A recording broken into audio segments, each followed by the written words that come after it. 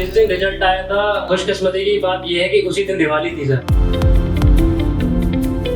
दिवाली दुगनी खुशियों से मनाई, पूरे परिवार में मिठाइयाँ बंटवाई गई, खुशी से पटाखे चलाए गए। ये असली जो खुशियां हैं वो हमारे माँ बाप की, हमारे भाई बहनों की होती है।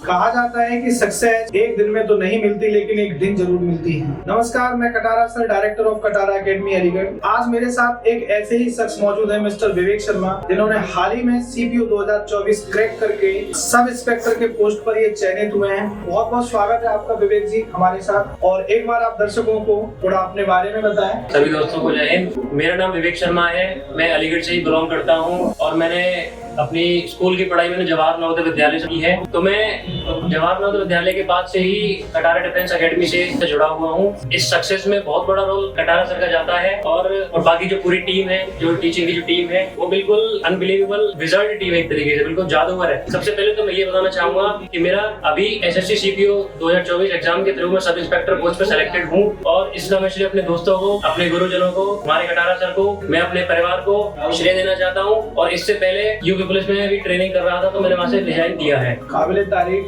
विवेक जी ने जैसा कि बताया, और मैं कहूँगा कि जितना इनके बारे में बोला जाए उतना कम है। छात्र तो बहुत होते हैं और अपने गुरु के लिए सभी प्रिय होते हैं, पर उनमें कुछ ऐसे विशेष छात्र होते हैं जो अपनी ओर आकर्षित कर लेते हैं। उन्हीं में से मिस्टर विवेक रहे हैं। मैं इतना जानता हूँ इनके बारे में कि हमारे साथ जो इनका बैच फॉर्म हुआ था, हैरानी होगी आप सभी को जानकर, जो एकदम सच है कि इनके बैच का एक एक कैंडिडेट सेलेक्ट हो चुका है। और मुझे इस बात पर बहुत गर्व है, मिस्टर विवेक ने जो कर दिखाया ये हमारे लिए बड़ा एक गौरवशाली पल है। यहाँ से आपको इस इंटरव्यू से बहुत सारी जानकारी मिलेगी और बहुत कुछ सीखने को मिलेगा। सबसे बड़ी चीज जो मिलेगी सीखने को वो ये मिलेगी कि पेशेंस का कितना बड़ा रोल होता है हमारी तैयारी में, क्योंकि समय लगता है, निरंतर प्रयास करने के बाद भी समय लगता है, लेकिन योद्धा वही होता है जो अंतिम समय तक, यानी जब तक यूनिफॉर्म नहीं पहन लेता जब तक लगा रहता है। जैसा कि इन्होंने बताया कि अभी अभी ये यूपी पुलिस में तैनात थे, मतलब कि इनकी ट्रेनिंग चल रही थी, एक जॉब ऑलरेडी अचीव कर चुके थे और उसके साथ ही इनका एसएससी सीपीयू क्रैक हुआ और फाइनल डिसीजन, क्योंकि ये सब इंस्पेक्टर की पोस्ट है तो फाइनल डिसीजन इन्होंने लिया।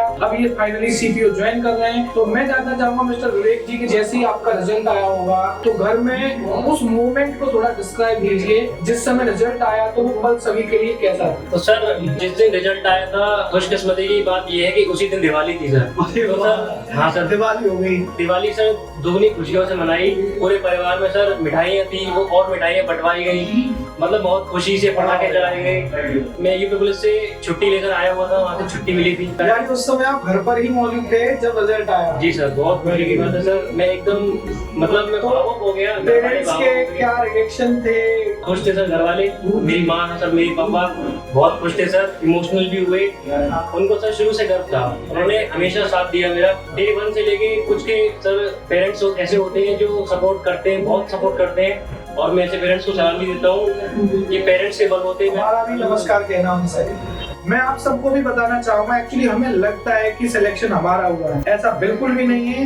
जब बेटा रिजल्ट आता है ना, तो ये असली जो मतलब रिजल्ट है, या असली जो खुशियां हैं वो हमारे माँ बाप की, हमारे भाई बहनों की होती है। आप यकीन मानिए कि जिस दिन आप सफल हो जाएंगे, आपसे कई गुना ज्यादा गर्व आपके माँ बाप और आपका परिवार फील करेगा। तो याद रखिए इस बात को, इतने हौसले के साथ और इतने जुनून के साथ अपनी तैयारी को कंटिन्यू कीजिए। आपके माँ बाप को आप पर गर्व। तो अगर आप भी चाहते हैं कि ऐसा लास्ट मोमेंट बने, या रिजल्ट वाला जो ये कह रहे हैं कि जो इमोशनल मोमेंट मैं इमेजिन कर सकता हूँ, कैसे माँ बाप हमारे भावुक हो जाते हैं, क्योंकि एक दिनचर्या रहती है ना, सुबह से मम्मी जी बच्चे के लिए खाना बनाती हैं और हर वक्त उसे पढ़ता देखती हैं, तो उनके अंदर भी ना यार ये उम्मीद जग जाती है कि एक दिन जरूर होगा, और वो दिन बहुत ही इम्पोर्टेंट और बड़ा खास हो जाता है। तो चलिए विवेक जी, यहाँ पर मैं एक और अच्छा इंटरेस्टिंग क्वेश्चन है मेरा आपके लिए कि जो ये तैयारी रही है, ये सफर कब से शुरू हुआ, कब तक चला, और इस तैयारी के दौरान क्या ऐसे ट्विस्ट कभी आए मन करता है कि सब कुछ छोड़ दूं? जी सर, मैं शुरुआत से बताना चाहूंगा कि मैं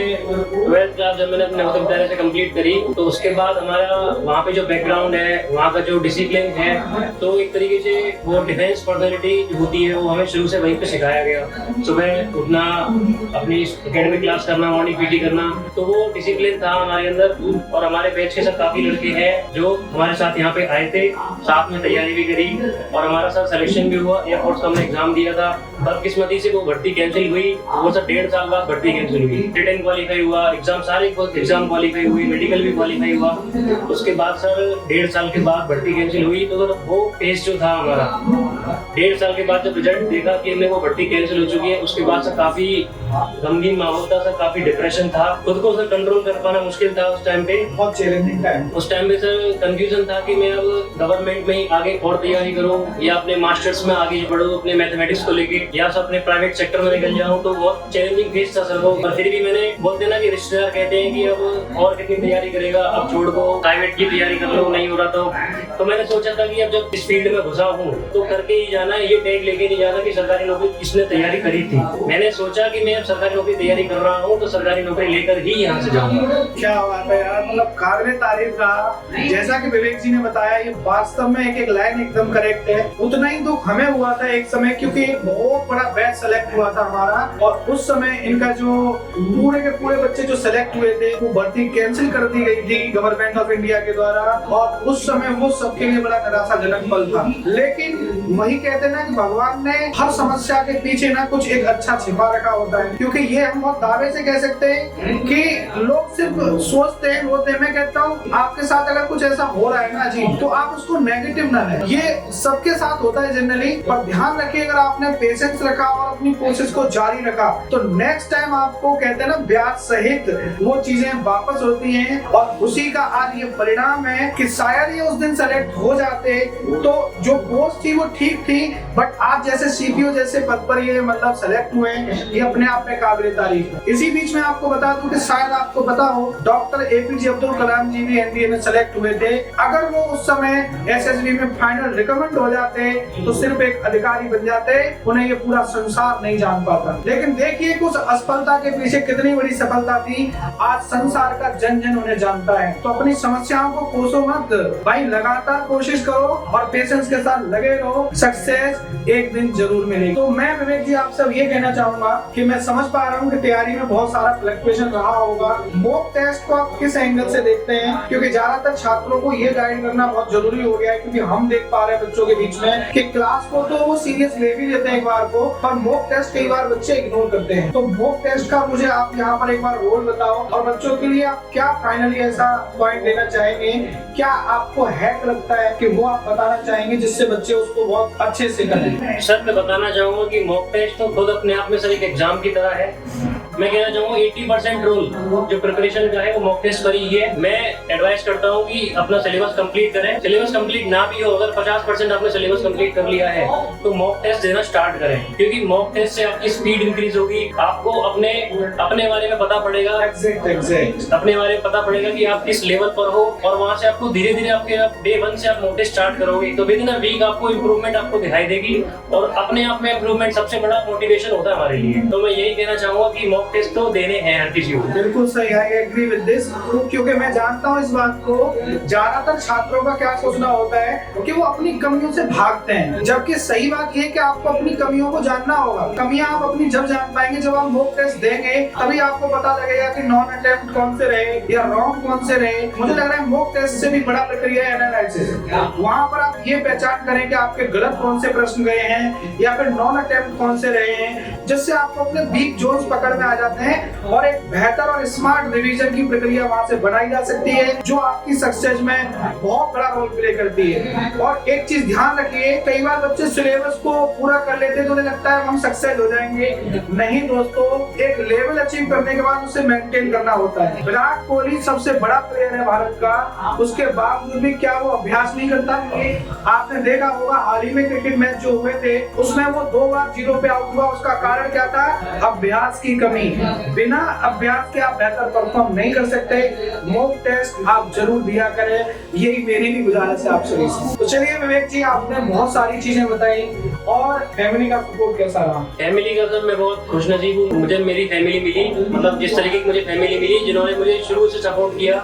मेरे पापा ने मेरे से आज तक कभी ये नहीं बोला कि जॉब की तैयारी छोड़ के कहीं प्राइवेट में चले जाओ या कुछ और कर लो, नहीं हो रहा तो कुछ और कर लो। उनको शुरू से ही भरोसा था। मैं एकेडमिक में शुरू से स्ट्रॉन्ग रहा हूँ। मैं यहाँ स्टार्टिंग में जब कोचिंग में आया था तब भी मेरा परफॉर्मेंस काफी अच्छा रहा है। तो जब से भरोसा है, सबसे पहले मैं बोलना चाहूंगा दोस्ती और अपने परिवार का जब सपोर्ट हो ना, तो और गुरुजनों का सपोर्ट हो तो आप कुछ भी कर सकते हो। सबसे बड़ी बात ये है कि अपने पेरेंट्स को समझाओ कि मुझे ये तैयारी करनी है। पहले आप डिसाइड करो कि आपको करना क्या है। एग्जैक्टली आप किस फील्ड में एलिजिबल हो, आप तैयारी जिस फील्ड की कर रहे हो आप उसको सबसे पहले उसके बारे में अच्छे से एनालाइज करो कि ये क्या है क्या नहीं है, क्या मैं इसको कर पाऊंगा। क्योंकि सरकारी नौकरी एक ऐसी तैयारी है जो एक बहुत बड़ा कुआं है। आप उसमें से तभी निकल सकते हो जब आप अच्छे से तैयारी करोगे और अच्छे कोचिंग संस्थान को पकड़ोगे, अच्छे तरीके से मेहनत से अपनी तैयारी में लगे रहोगे, अच्छे से मॉक टेस्ट दोगे और अपनी कमियों को दूर करोगे। बिल्कुल सही कहा इन्होंने। और सभी पेरेंट्स से भी मेरी गुजारिश है जो भी इस वीडियो को देख रहे हैं, एक बार आप भी अपने बच्चों का थोड़ा मेंटली सपोर्ट किया करें, क्योंकि कई बार बच्चे निराश हो जाते हैं। और हर बच्चे की एक जिम्मेदारी है कि अगर हमारे माँ बाप को नहीं पता कि हम क्या कर रहे हैं तो प्लीज एक बार उन्हें अच्छे से बैठकर बताइए कि मेरा ड्रीम क्या है। और अगर आप बेटा, आप सभी लोग सीरियस हैं, बच्चों से कहना चाहूंगा अगर आप सीरियस हैं तो 100% श्योर कि आपके माँ बाप आपकी सपोर्ट करेंगे। और अगर आप कहीं लापरवाही दिखाएंगे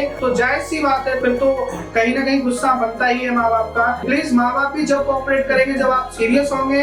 और एक बार अपने ड्रीम को थोड़ा माँ बाप के साथ शेयर किया करो। उसी बीच में आपको एक मैसेज देना चाहूंगा कि जो डिस्ट्रैक्शन से आज की डेट में, डिस्ट्रैक्शन बहुत बड़ी बीमारी है कि बच्चा ये करता है, ये भी ले लेता है, वो भी ले लेता है, उससे भी पढ़ रहा है, इससे भी पढ़ रहा है। भाई ध्यान रखिए, 1000 किताबों को पढ़ने से कुछ नहीं होता, एक अच्छी किताब को 1000 बार पढ़ने से सब कुछ होता है। डिस्ट्रैक्शन को जितना आप कम करेंगे, यानी जो मुझे लगा है, बाकी आप भी इस बात में अपनी राय रखो, बच्चों का डिस्ट्रैक्शन से कैसे बचे, तमाम चीजों को फॉलो कर देते हैं एक साथ, तो क्या है फिर वो कुछ भी चीज हाथ नहीं लग पाती। तो देखो भाइयों, मैं सबसे पहले कहना चाहूंगा कि सोशल मीडिया से दूरी बनाए रखें जितना हो सके। और आजकल आपने देखा होगा कि ऑनलाइन जो एजुकेशन सिस्टम है, तो यहाँ पर भी काफी टीचर्स होते हैं जो पढ़ाते कम है और साइड जो चीजें होती है वो सारी चीजें ज्यादा होती है। तो और उन्हीं चीजों में बच्चों को इंटरेस्ट भी आता है। तो ऐसे पेजेस को फॉलो ना करें, आप उन्हीं टीचर्स को फॉलो करें जो सिर्फ और सिर्फ पढ़ाई से रिलेटेड बातें हैं आपको बताते हो, उनका पर्सनल कोई भी एजेंडा ना हो चीजों में। तो सबसे पहले तो खैर आप लोगों को ही सीरियस होना पड़ेगा,